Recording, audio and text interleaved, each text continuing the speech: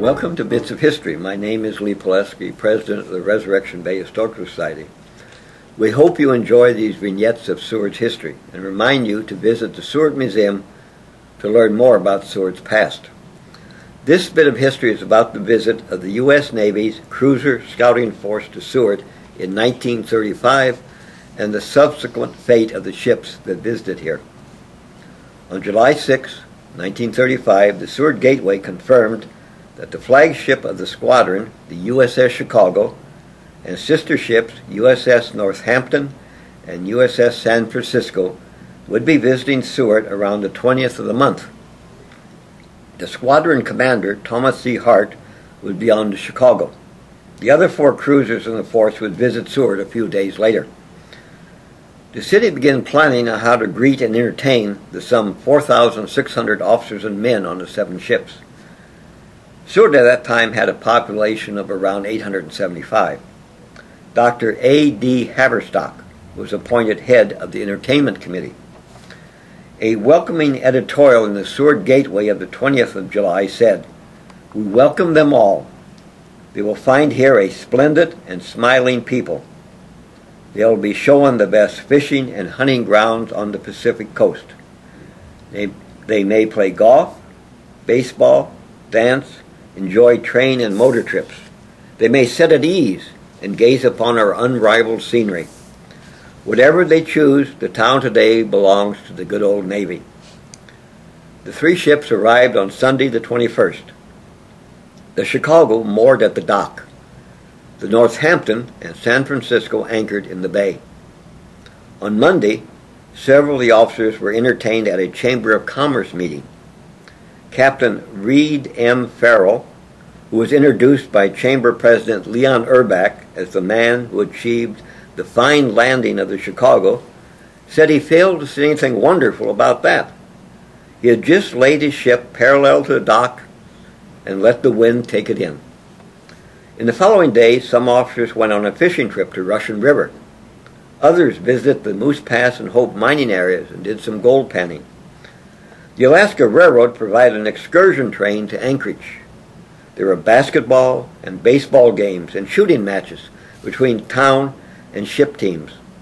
Ship bands entertained in both Seward and Anchorage. All the ships set times for Sewardites to visit and tour them. The three cruisers left on the 23rd, but two more entered later that day, the USS Portland and the USS Houston. The next day, officers from these two ships visited Lawing to help Alaska Nellie celebrate her 61st birthday. On the 28th, the cruisers USS Indianapolis and USS New Orleans sailed into the bay. By the end of July, all the ships had departed Seward. In a letter to Mayor Brunel, Admiral Hart said, "On behalf of the visiting cruisers, I wish to express to you our appreciation of the many courtesies shown to us by yourself and the citizens of Seward. I can assure you that, one and all, we shall leave this beautiful harbor with much regret. However, we shall carry with us many pleasant recollections and goodwill toward you all." All the cruisers that visited Seward in 1935 were heavily engaged in naval battles in the Pacific during World War II. Two of them, the New Orleans and the San Francisco, were at Pearl Harbor on December 7, 1941, but neither suffered serious damage.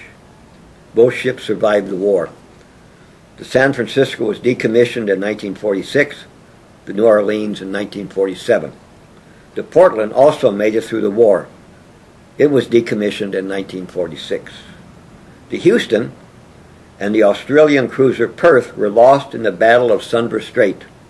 Attacking a Japanese invasion force, they were cut off by a Japanese destroyer squadron and two heavy cruisers, and both ships were sunk on February 28, 1942.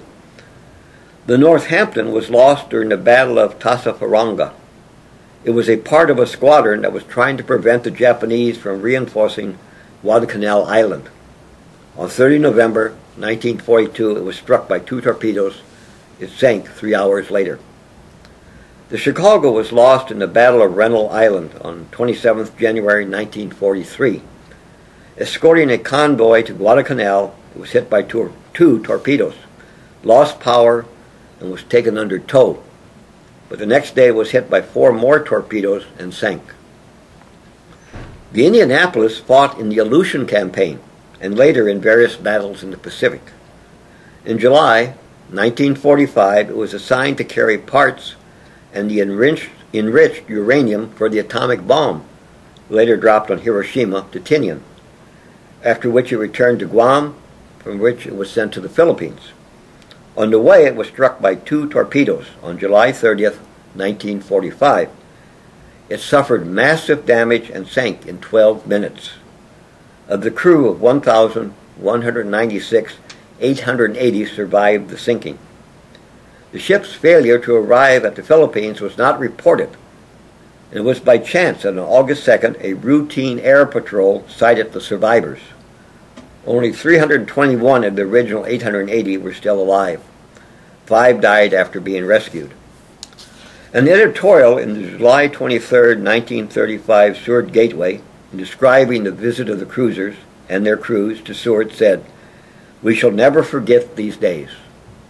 Little did anyone in Seward foresee that within 10 years, 4 of the ships that visited Seward and many brave sailors would be lost in battle. That sacrifice also should not be forgotten. Thank you for listening to this bit of history.